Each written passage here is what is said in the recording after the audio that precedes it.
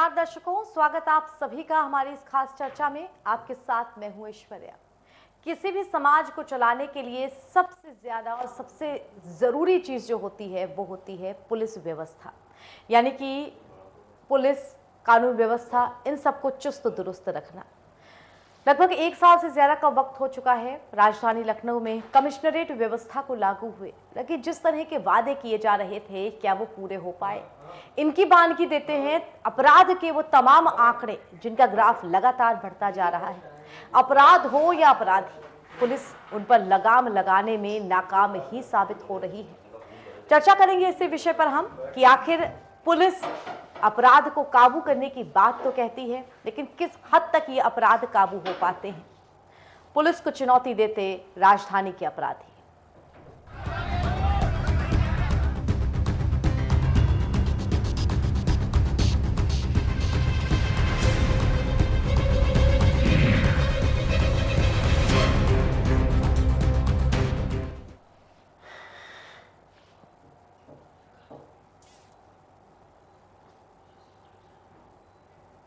कोई भी ऐसा दिन नहीं जाता जब खौफनाक और भयावह अपराधों की, वारदातों की खबरें हमें उत्तर प्रदेश के अलग अलग जिलों से ना मिले।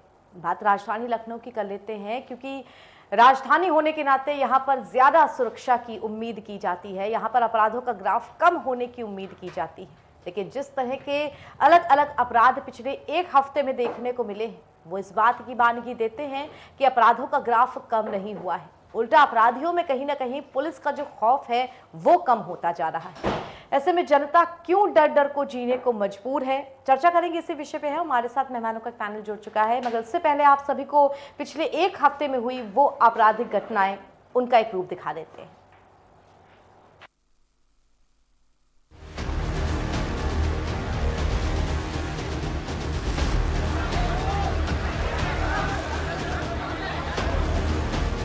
उत्तर प्रदेश की राजधानी लखनऊ में कानून व्यवस्था किस तरह चरमराई हुई है, इस बात का अंदाजा पिछले 1 हफ्ते में हुई अलग अलग तरह की अपराध की घटनाओं से हो सकता है।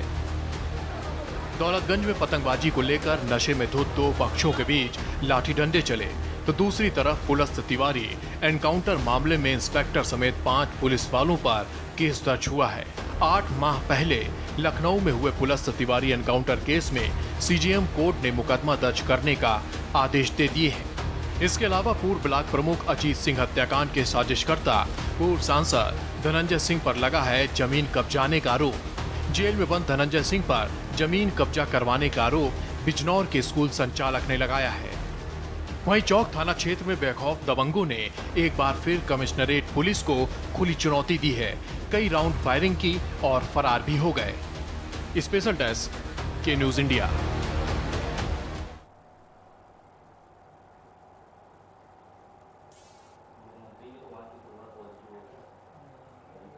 तो पिछले 1 हफ्ते में जो तरह तरह के अपराध थे उनकी चर्चा हमने की, बताया कि किस तरह अलग अलग जो अपराधी हैं वो इस वक्त खौफ में नहीं जी रहे, उल्टा उनके खौफ में जनता जी रही है और पुलिस यहाँ पर बेबस सी नजर आती है, पुलिस व्यवस्था चरमराई हुई सी नजर आती है। चर्चा करेंगे हम इसी विषय पे कि कहीं पतंगबाजी के मुद्दे पर गोलियां चल जाती हैं बेखौफ होकर के रात के 2 बजे, तो कहीं पर आपसी रंजिश में किसी की हत्या कर दी जाती है, कहीं पे पूर्व सांसद जो माफिया बनके जेल के अंदर से जमीन कब्जाने में लगा है, तो कहीं पर पुलिस ही लाचार है, फर्जी एनकाउंटर दिखा देती है। सबसे पहले दर्शकों, हमारे साथ जो मेहमान जुड़ चुके हैं, आइए उनका हम परिचय आपसे करा देते हैं बिना देर किए। हमारे साथ बीजेपी की तरफ से मनोज उपाध्याय जी जुड़े हुए हैं। मनोज जी, बहुत स्वागत आपका हमारी इस चर्चा में। और हमारे साथ सपा की तरफ से शौकत अली जी जुड़े हुए हैं। शौकत अली जी, बहुत स्वागत आपका हमारी इस चर्चा में। मनोज जी, शुरुआत आपके साथ करूंगी। पिछले 1 हफ्ते के अलग अलग अपराध के जो खबरें हैं, जो आंकड़े हैं, वो हमारे पास आए हैं। अगर उनको देखा जाए, अपराध अलग अलग तरह के हैं, अलग अलग कैटेगरीज के हैं, लेकिन एक बात ये समझ में आती है कि वो अपराध सीधे सीधे जनता से जुड़े हुए हैं। कहीं ना कहीं उन अपराधों में जो लोग हैं, शामिल दबंग हैं या शामिल अपराधी हैं, उनमें किसी भी तरह का खौफ नहीं दिख रहा है। रात के 2 बजे गोलियां चलाने की बात हो, या फिर पुलिस के ऊपर ही इल्जाम लगा हो फर्जी एनकाउंटर करने का, या फिर पूर्व सांसद जिनके ऊपर ये इल्जाम लगा रहा हो एक स्कूल संचालक की जेल से बैठा वो माफिया डॉन अब जमीन कब्जाने की कोशिश कर रहा है। एक साल हो गया उत्तर प्रदेश में पुलिस कमिश्नरेट व्यवस्था को लागू किए हुए। जब सीए वाला आंदोलन बहुत अपने प्रचंड उफान पे था, तब जिस तरह पुलिस व्यवस्था में कमियां देखने को मिली थी, तब ये बात बोली गई थी कि कमिश्नरेट सिस्टम आएगा तो बहुत हद तक चीज़ें सीक्वेंस में हो जाएंगी, बहुत हद तक जो अपराध है वो कम हो जाएंगे।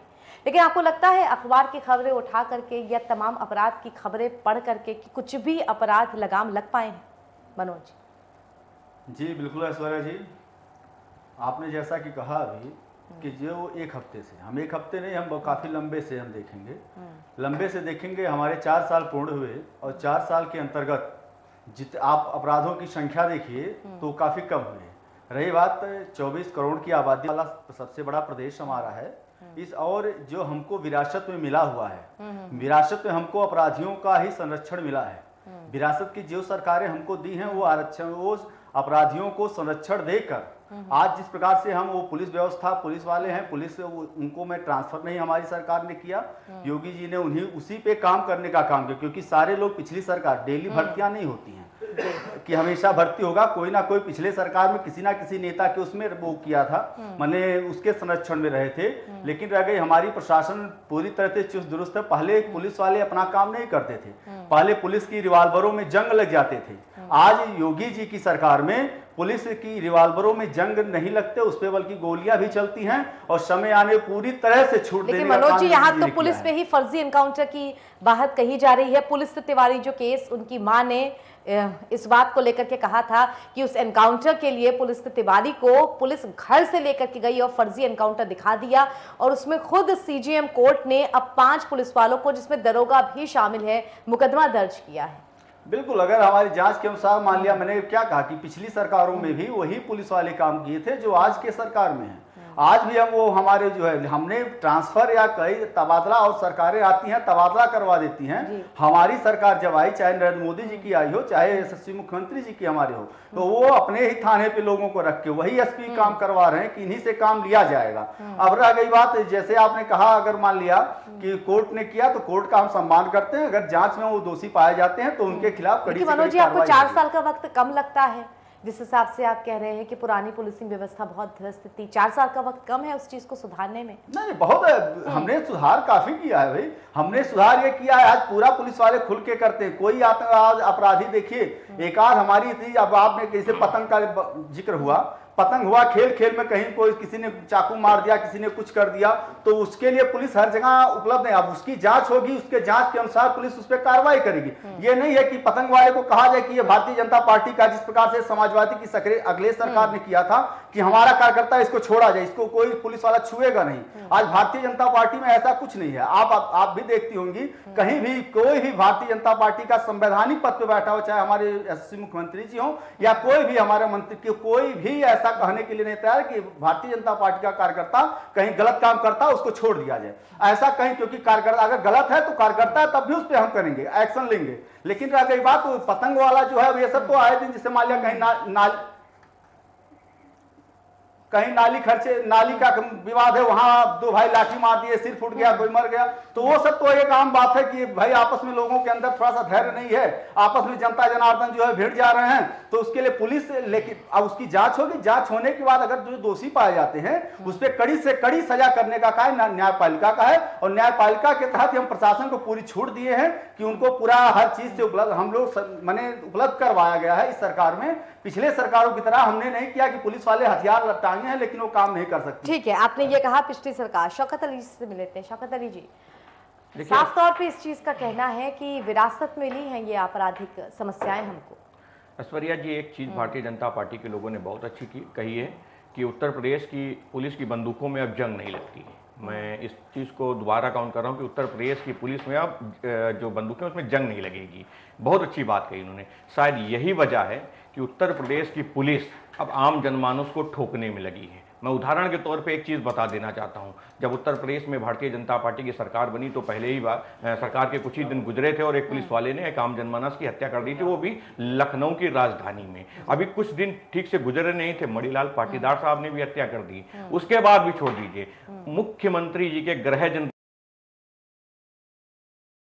पुलिस की अब बंदूकों में जंग तो नहीं लगेगी। जब गुंडों का काम पुलिस करने लगे तो जंग कहां लगेगी? गोलियां तो अब पुलिस चलाने का काम कर रही, गुंडे तो बाद में चलाएंगे, पुलिस पहले चलाने का काम कर रही। दूसरी चीज ये कह रहे थे कि भारतीय जनता पार्टी के लोग अपराधियों के साथ नहीं है। महाराज, मैं आपके माध्यम से एक चीज समझना चाह रहा हूं, अगर आप अपराधियों के साथ नहीं तो बलिया में आपके विधायक जी रो क्यों रहे थे? वो बार बार दुहाई दे रहे थे, महाराज मेरी मजबूरी को समझिए कि वह इस जाति का आदमी है इसलिए मुझे बचाना पड़ रहा है। तो भारतीय जनता पार्टी के लोग सीधे तौर पे अपराधियों के साथ हैं। रही बात लखनऊ की, 4 साल की बात पूछी आपने ऐश्वर्या जी, इन्होंने जवाब नहीं दिया। लखनऊ की अगर आप बात करें, कम से कम 29 घटनाएं हैं, 29 से 40 घटनाएं हैं जो लखनऊ में कम से कम 7 से 8 हत्याएं हुई, चाहे वो एप्पल के मैनेजर की हो, 2 सगे भाइयों की हो, एक हिंदू नेता की हो, एक महंत की हो, तमाम ऐसी घटनाएं हो, कठौता पे अजीत सिंह की हो, मोहनलालगंज में हो, बहुत सी ऐसी घटनाएं, अगर जिक्र करूंगा 29 से 30 घटनाएं हैं। लेकिन उत्तर प्रदेश की जब राजधानी सुरक्षित ना हो, उसके बाद भारतीय जनता पार्टी के लोग 4 साल का जश्न मनाएं तो मुझे लगेगा जनता क्या सोचेगी इनके बारे में। देखिए, ये लोग जश्न तो मना रहे हैं और ये कह भी रहे हैं कि बार बार कि हम तो बहुत राम राज्य ले आए। इनके राम राज्य पे सवाल हम उठाएं तो हो सकता हो गलत साबित हो जाएंगे। लेकिन महाराज, हमको ये भी तो बताइए कि आपके पूर्व विधायक ही आपकी सरकार पे सवाल उठा रहे हैं, तमाम विधायक, तमाम सांसद शिकायत करने का काम कर रहे हैं, लेकिन आप जश्न मनाने का काम कर रहे हैं। जश्न मनाइए, कोई दिक्कत नहीं, लेकिन प्रदेश की जनता का भी ख्याल रखिए। ठीक है, आपकी बात सुन के मनोज जी, लेकिन यहाँ पे एक बात मुझे ज़रूर कहनी है। 1 साल पहले जब कमिश्नरेट प्रणाली शुरू हुई थी, उसका श्रेय दिया गया था आपकी सरकार को और ये कहा गया था अपराध के आंकड़े कम होंगे। मैं तब की बात बताना चाहती हूँ। सीएम योगी, उनके ऑफिशियल ट्विटर हैंडल की तरफ से ये ट्वीट किया गया था कि 50 वर्षों में पुलिस सुधार का ये सबसे बड़ा कदम है। पुलिस एक्ट में भी 10 लाख से ऊपर की आबादी पर कमिश्नरेट प्रणाली लागू करने की बात है, लेकिन राजनीतिक इच्छा शक्ति की कमी के चलते पुरानी सरकारें ये नहीं कर पाई और हम ये कदम उठा रहे हैं, जिसे पिछले 50 वर्षों का ऐतिहासिक कदम बताया गया। आपकी सरकार ने इस चीज का श्रेय लिया, लेकिन उससे जो अपराध कम होने थे वो आंकड़े नजर नहीं आए। नहीं, देखिए ऐश्वर्या जी, हमने श्रेय हमने नहीं लिया। श्रेय हमारा काम, हमने काम किया, तो इसका श्रेय तो लोगों, जनता जनार्दन ने दिया। हम भाई, जनता ने विश्वास किया। रही बात अभी हमारे जो मित्र कह रहे थे विधायक जी की बात, तो आज हम आपसे पूछना चाहते हैं, जब आजम खान जी के, जब उस समय का जिक्र हमें याद आ जाता है कि जब आजम खान जी के बेटे का बिना उम्र की जो है सरकार का कितना बड़ा वो है कि आजम खान के बेटे को विधानसभा से उनको निष्कासित करना पड़ता है, उनकी उम्र नहीं रहती, उसके बाद भी चुनाव आयोग पे प्रेशर बना के या जो भी इनका मतलब रहा हो, फर्जी पेपर देकर उसको जो है पर्चा दाखिला करवाते हैं। तो वहां तो सबसे ज्यादा शर्म की बात, क्योंकि आजम खान तो बाकी विधायक जी तो बड़ी दूर हैं, लेकिन आजम खान अखिलेश जी के खासम खास दूसरे न, अखिलेश के बाद हम जाने आजम खान ही पार्टी चलाते हैं। उसके बाद उनकी ये गलती है, तब अखिलेश जी एकदम साइलेंट रहते हैं। दूसरी चीज हम उसी पे देते हैं। अभी आप जल्दी देखिए, जो आपने अपराध की बात किया है, अभी अखिलेश जी का अपना जो है एक प्रेस कॉन्फ्रेंस की, वहां जो है हमारे चौथे स्तंभ मीडिया को पूरी तरह से मारने का काम अखिलेश जी के सामने होता है। अखिलेश जी को सर मानी चाहिए, चुल्लू हर पानी में डूब मरना चाहिए था कि अखिलेश जी को कैसे उन्होंने फिर कह दिया कि अरे ये तो भाजपा के लोग हैं। अरे हम कहते हैं मीडिया को उन्होंने बिकाऊ बताया क्या? ये अखिलेश जी का बयान होना नहीं चाहिए। एक राष्ट्रीय अध्यक्ष आप हैं, आपको सर मानी चाहिए ऐसी बात कहने के लिए, लेकिन उसके बाद भी अखिलेश जी कहते हैं मीडिया के लोग हैं। उसके बाद उनके सुरक्षाकर्मी उनको मार के उनका हाथ पैर तोड़ देते हैं। आज हमें बेहद दुख होता है कि जिसने मान लिया प्रशासन और मीडिया, यही दो ऐसे हैं जो हमको आईना दिखाते हैं। आज हमारे जो भी है जनता जनार्दन के लिए एक एक चीज जो अगर मान लिया मीडिया ना दे, न्यूज़पेपरों में ना है, तो काफी ऐसी जनता है, ऐसे गांव है जहां पे मीडिया के माध्यम से लोग जानते हैं हर चीज, लेकिन उसके बाद भी उनके ऊपर आरोप करते हैं अखिलेश यादव। उनको तो राजनीति करने का, उनको तो तुरंत इस्तीफा देना चाहिए अपने पद से जो है, लेकिन नहीं करेंगे क्योंकि वो तो पारिवारिकवाद है। मुलायम सिंह जी कहेंगे हमारे बच्चों को गलती होती है। हमारी भारतीय जनता पार्टी का ऐसा कल्चर नहीं है, उस पर अंगुली उठाने से पहले 3 अंगुली अपने तरफ देखते हुए समाजवादी को लोग उस पर विचार करें और विचार करके ही फैसला करें तो ज्यादा बेहतर होगा इनके लिए। हमारे साथ यहाँ पर सूर्य कुमार शुक्ला जी भी जुड़े हुए हैं, उनसे भी बातचीत कर लेते हैं। सूर्य कुमार जी, आप तक मेरी आवाज पहुंच रही है?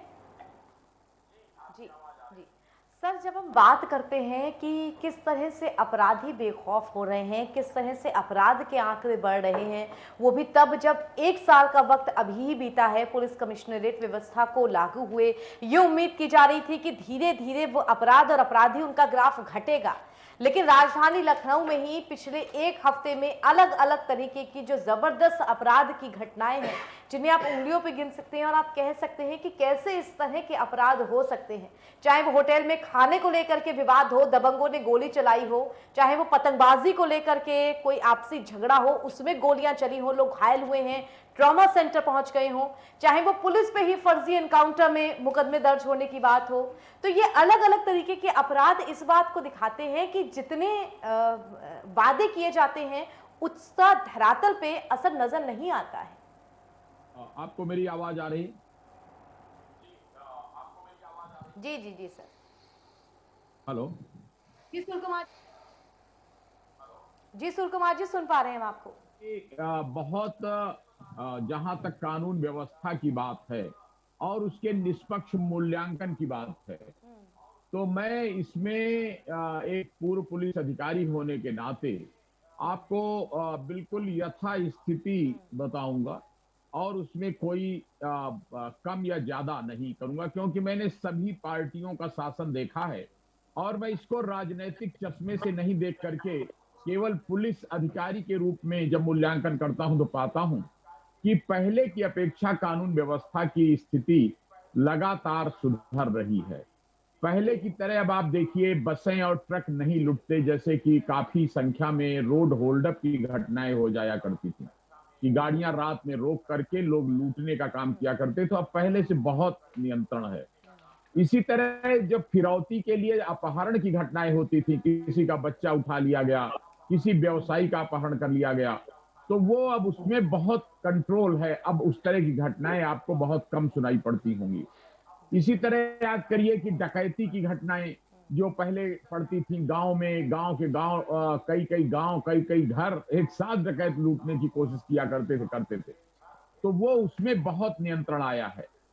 इसी तरह जो बड़े बदमाशों के इनकाउंटर के लिए पुलिस ने और सरकार ने आदेश दिया, तो उससे बड़े बदमाशों में, माफिया अपराधियों में दहशत पैदा हुई है।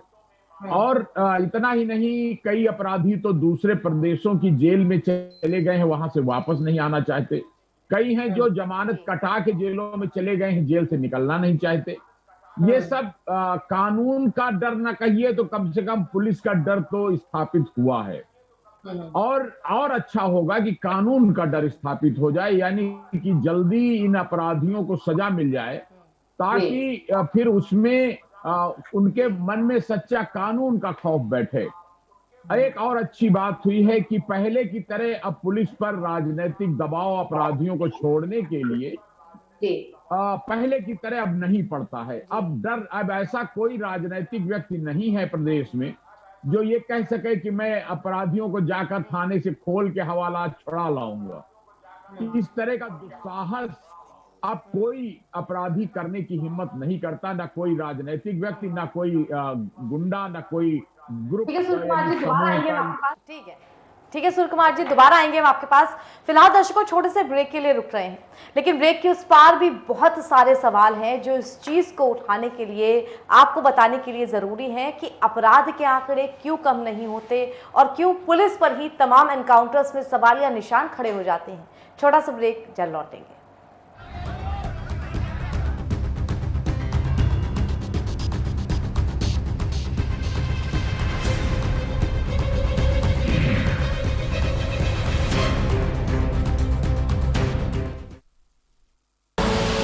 आप देख रहे हैं के न्यूज, खबरों का सारथी।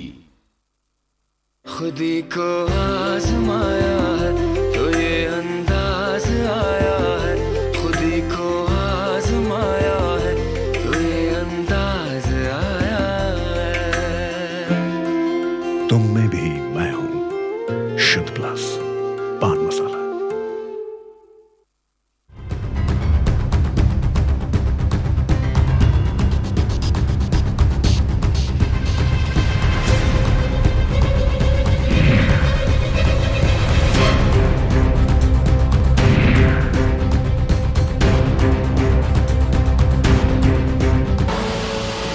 देख रहे हैं के न्यूज, खबरों का सारथी।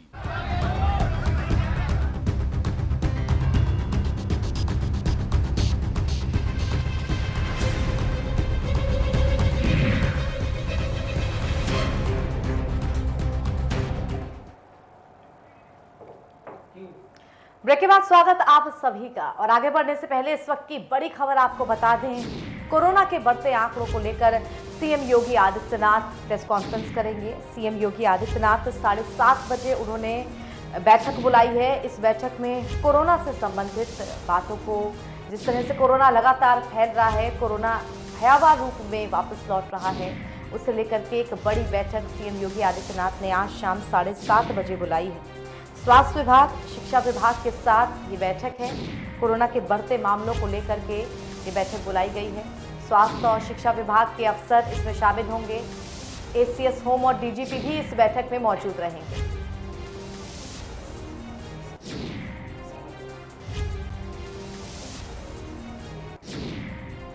तो नाइट कर्फ्यू लगाने पर भी इस बैठक में चर्चा हो सकती है। बढ़ते कोरोना के आंकड़ों को लेकर के अब सरकार एक्शन में आई है और सीएम योगी आदित्यनाथ एक बैठक लेंगे आज शाम 7:30 बजे। सीएम योगी आदित्यनाथ ने शाम 7:30 बजे बैठक बुलाई है। और इस मामले पर ज्यादा जानकारी के लिए हमारे संवाददाता अभिषेक सिंह हमारे साथ जुड़ गए हैं। अभिषेक, शाम 7:30 बजे सीएम योगी की ये बैठक है, क्या अहम इस बैठक में होने वाला है, किस पर चर्चा होगी?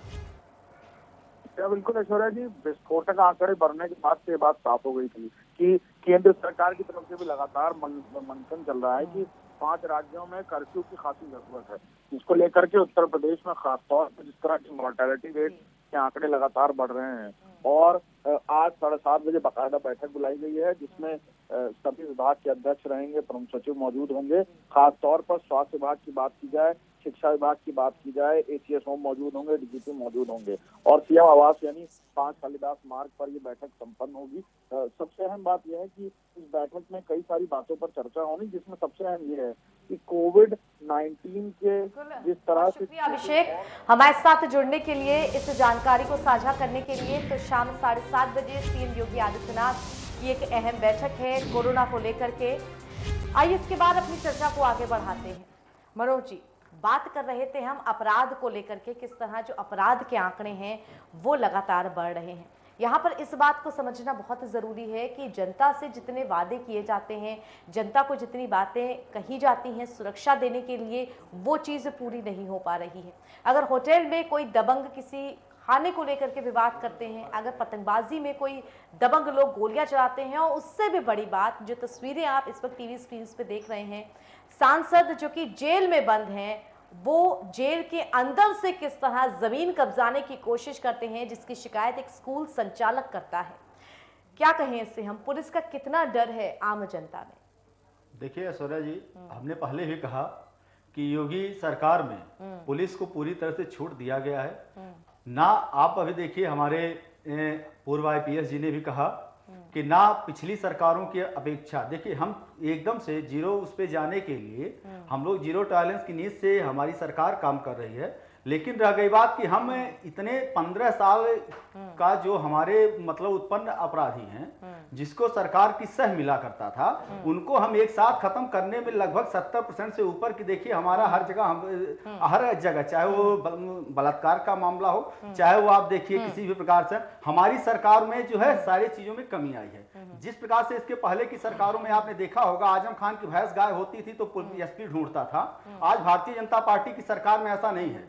आज भारतीय जनता पार्टी की सरकार में अगर कहीं उनका कार्यकर्ता भी, अगर हमारा बूथ अध्यक्ष से लेकर चाहे जिला अध्यक्ष अगर गलती करता है, तो उस पर भी कड़ी से कड़ी कार्रवाई करने का काम योगी आदित्यनाथ जी करते हैं। ये अपने आप में बड़ी गर्व की बात है। और हमें, मनोज जी, आपने 70% की बात की कि 70% जो अपराध हैं वो कम हुए हैं, लेकिन अपराध के आंकड़े अगर आप उठा के देख लें, ऑफिशियल वेबसाइट से भी, जो सरकार की तरफ है, जो क्राइम ब्यूरो की तरफ से उठा के देख लें, तो इससे इत्तेफाक आप नहीं रख पाएंगे। शौकत अली जी, क्या कहेंगे इस पर? देखिए, एनसीआरबी का डाटा शायद मनोज जी ने पढ़ा नहीं, और आईपीएस हैं, रिटायर्ड आईपीएस हैं शुक्ला जी, वो अभी कह रहे थे कि अब कोई अपराधी जो है अपहरण नहीं करता। शायद वो भूल गए या उन्हें जानकारी ना हो कि कानपुर में क्या हुआ था, कितना बड़ा अपहरण हुआ था। उनके पैसे भी लेके अपहरणकर्ता चले गए थे, उनकी हत्या भी हो गई थी। जिसके बच्चे के अपहरण हुआ तो उसकी हत्या भी हो गई थी। इन्हें जानकारी नहीं है शायद। और सरकार की यदि महिमा मंडल करनी है तो कोई बात नहीं, आप राजनीति से प्रेरित हो सकते महिमा हैं। मंडल देखिए, सुन लीजिए, महिमा मंडल नहीं अरे किया जा रहा। महाराज, पहले क्या होता था? सुन लीजिए, थोड़ा धैर्य के सुनिए। नहीं, धैर्य ही हम वो रखते हैं, राजनीति लेकिन से आप गलत प्रेरित हो बोल रहे सकते हैं। हैं, पहले क्या तारीफ होता कर था? सकते नहीं, हैं, आप गलत बोल स्वतंत्र रहे हैं। हैं। पहले लेकिन आप हमें भी अपनी आज बात हम एक रखने आध की, केस- सुनिए, एक हमें आध भी केस अपने हम बात लोगों रखने ने- की स्वतंत्रता आप है। अपनी थोड़ा क्या धैर्य रख के पहले- सुनेंगे तो मैं पूरी बात बता नहीं, पाऊंगा। आपने महिमा अभी इन लोगों ने महिमा कहा, मंडल है जो सही है, वो बिल्कुल मैंने महिमा बोला। मंडल है। जिन्हें लखनऊ की राजधानी के अपराध ना दिखाई दें, जिन्हें लखनऊ अरे की भाई, लूट लखनऊ ना के दिखाई ही दे, अपराध हैं। जब जिन्हें अखिलेश लखनऊ यादव की हत्या ना मुख्यमंत्री दिखाई दे, थे, उनके सामने जिन्हें लखनऊ उनके की चोरियां ना दिखाई दे, तो मैं क्या कहूंगा? के इसे सामने महिमा बलात्कार मंडल नहीं हुआ कहूंगा तो क्या और कहूंगा? तभी पुलिस वालों जो ने कुछ लखनऊ नहीं किया, वो भी अपराध हमने देखा है। अरे महाराज, अरे बात नहीं है, आप गलत थोड़ा धैर्य आप रखिए। स्टेटमेंट दे रहे हैं। महाराज, आपने सुनिए गलत ना, स्टेटमेंट अरे दे महाराज, रहे हैं। सुनिए ना। आप इन्हें एक उत्तर बात प्रदेश, महिमा मंडल सुनिए ना महाराज, हम सच्चाई बोल रहे हैं। सुनिए ना ठीक है, महाराज, इन उत्तर सबके प्रदेश बीच- में रुकिए, इन सबके बीच सूर्य कुमार शुक्ला जी से मैं आखिरी प्रश्न अपना पूछना चाहूंगी। सूर्य कुमार जी, आप तक मेरी आवाज पहुंच रही है? आप कहेंगे बड़ा जो आप कहेंगे शिकायत के तर्ज से भी, या पुलिस में किस तरह का ये बर्डन है पुलिस के ऊपर? पुलस्त तिवारी केस में 5 पुलिसकर्मियों के ऊपर मुकदमा दर्ज किया गया है सीजीएम कोर्ट की तरफ से, और हाल फिलहाल जो सेक्स रैकेट केस में जिस युवक ने आत्महत्या कर ली थी और प्राची सिंह का नाम लिख करके क्यों गया था कि किस तरह से उसे भी फर्जी तरीके से इसमें अपने प्रमोशन के लिए फंसाया गया। क्या पुलिस पे बर्डन है इस चीज का? इस तरह की घटनाएं क्यों सामने आ रही हैं? पहली बात आपने कहा कि क्राइम का डाटा क्यों कम नहीं होता, तो कभी भी बहुत ज्यादा इस पर जोर प्लीज मत दिया करिए। जानते हैं जहां आप बहुत ज्यादा जोर देंगे तो पुलिस के थानों में जो एफआईआर लिखाने मुलजिम जो कंप्लेनेंट जाएंगे, शिकायत करता जाएंगे, तो वो दरखास्त लेकर रख लेंगे और कहेंगे ठीक है कार्रवाई हो जाएगी, और संख्या कम रखने के लिए एफआईआर नहीं लिखेंगे। इसलिए हरदम पुलिस के जो अच्छे अधिकारी हैं उनका जोर रहता है कि गिनती की चिंता ना करो, तुम पब्लिक की मदद करो, राहत करो और मुलजिमे पे कार्रवाई करो। संख्या की बहुत ज्यादा चिंता करोगे तो पब्लिक को मदद नहीं कर पाओगे। नंबर 2, जो प्राची सिंह की बात बताई और बस्ती की घटना की बात बताई, तो इसमें होता यह है कई बार कि हमारे अधिकारी जब नए नए भर्ती होते हैं तो बहुत उत्साह है कि हम पब्लिक में पूरी शांति कर देंगे, सुरक्षा करेंगे, अपराधियों पर पूरा कंट्रोल कर देंगे। अब उसमें होता क्या है, कभी कभी कोई पहल अपराध करने वाला या उस जगह जहां पर ये घटना हो रही है पकड़ के आ गया, और लोगों ने कभी कभी फंसा भी देते हैं, हाँ ये भी शामिल था, और उसको जेल भेज दिया गया। अब उसको बड़ी आत्मग्लानि होती है। तो बिल्कुल आप सही कह रहे हैं, मेरी भी चिंता है। मैं भी पुलिस के अधिकारियों से अपील करूंगा कि भाई बहुत ठोक बजा के देख के जब सही हो घटना तभी चार्जशीट लगाओ, तभी जेल भेजो, नहीं तो पब्लिक के लोग बहुत परेशान हो जाते हैं, बड़े उनको परिवार में समाज में आत्मग्लानि हो जाती है, और कई बार वो सुसाइड की घटनाएं सामने आ जाती हैं। इसी तरह जो बस्ती की घटना आपने देखी, उसमें होता यह है व्यक्तिगत दुराचरण की ये घटनाएं हैं, और पुलिस विभाग के अधिकारियों से मैं टच में रहता हूं कि वो उसमें हूं कि उन 3 लाख परिवारों की तकलीफ के बारे में सोचिए, और राज्य की सुप्रीम कोर्ट की जो गाइडलाइन है, सुप्रीम कोर्ट का केस है, उसका पालन कराकर वहां पे दोबारा माइनिंग शुरू कराइए, जिससे वो 3 लाख परिवार जो आज भूखमरी की कगार पर पहुंच गए हैं वो दोबारा रोजगार पा सके, दोबारा उनकी जिंदगी आगे बढ़ सके।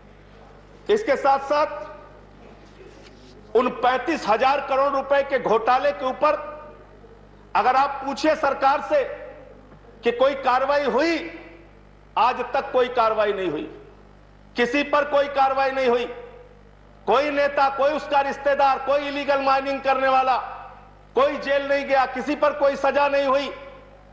कार्रवाई किस पर हुई? जो निर्दोष लोग थे, जिनकी कोई गलती नहीं थी, जिनका कोई दोष नहीं था, जो परिश्रम करके गोवा की अर्थव्यवस्था को आगे बढ़ा रहे थे, उनके ऊपर कार्रवाई हुई मानवर, उनको भुखमरी की कगार पे पहुंचाया गया मानवर। यह हो रहा है। आप यहां बड़े बड़े दावे और बड़ी बड़ी बातें करते हैं। विशाखापट्टनम का जिक्र यहां हुआ मान्यवर, 1971 में वो स्टील प्लांट लगा। विशाखापट्टनम स्टील प्लांट न सिर्फ भारत में, पूरी दुनिया में अपना एक स्थान रखता है, और आज उस स्टील प्लांट को 100% डिसइन्वेस्टमेंट, 100% आप डिसइन्वेस्टमेंट कर रहे हैं उसका। वो शहर बसा उस स्टील प्लांट के नाम पे मान्यवर। आप घाटा कहां से दिखाते हैं steel authority of India limited को, जो मुनाफे की कंपनी है, जिसको महारत्ना में आपकी सरकार ने शामिल किया। मान्यवर, आपकी सरकार ने नवरत्ना से महारत्ना में steel authority of India limited को शामिल किया। संजय सिंह जी समाप्त। बस खत्म कर रहा हूं सर, सबको आपने कृपा थोड़ी बरसाई है, मुझे भी 1 मिनट का 5 मिनट का टाइम है थोड़ा सा। नहीं 6 मिनट हो चुके ऑलरेडी। 4 मिनट हुआ है सर। नहीं 6 4 मिनट सर, 4 मिनट नहीं 22 को स्टार्ट किया था आपने। चलिए मान्यवर, हमारा ही टाइम सब देखते रहते हैं। नहीं आप बोलिए प्लीज कंक्लूड। मान्यवर, अपने सरकार का टाइम देखिए, अभी आपको बिल काम आप लोग 1 मिनट तो आपको बिल पे बोलने पे मिलेगा ना। मैं बिल पे ही बोल रहा हूं। मान्यवर, मैं आपसे निवेदन करना चाहता हूं कि सरकार को कहिए थोड़ा सद्बुद्धि अपने अंदर लाए। पूरे देश को बेचने से हिंदुस्तान तरक्की नहीं करेगा, पूरे देश को बेचने की व्यवस्था से देश आगे नहीं बढ़ेगा। आपने स्टील प्लांट का बेड़ा गर्क कैसे किया, यही बता के अपनी बात खत्म करूंगा। ऐसी जगहों पे आपने प्राइवेट स्टील प्लांट खोल दिया जहां पे रॉ मटेरियल है ही नहीं है। अपनी राजनीति के चक्कर में आपने पूरे देश में घूम घूम के स्टील प्लांट अपने प्राइवेट मित्रों को दे दिया।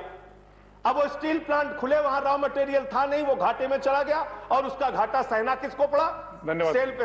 अविनाश जी बैठे हैं, मेरी बात से सहमत होंगे। धन्यवाद। यहाँ रुकते एक छोटे से ब्रेक के लिए, जल्द हाजिर होंगे। आप देख रहे हैं के न्यूज, खबरों का सारथी। क्या ये वही 4 साल पहले वाला उत्तर प्रदेश है? नहीं, ये है नए भारत का नया उत्तर प्रदेश। हर क्षेत्र में विकास को प्राथमिकता देते हुए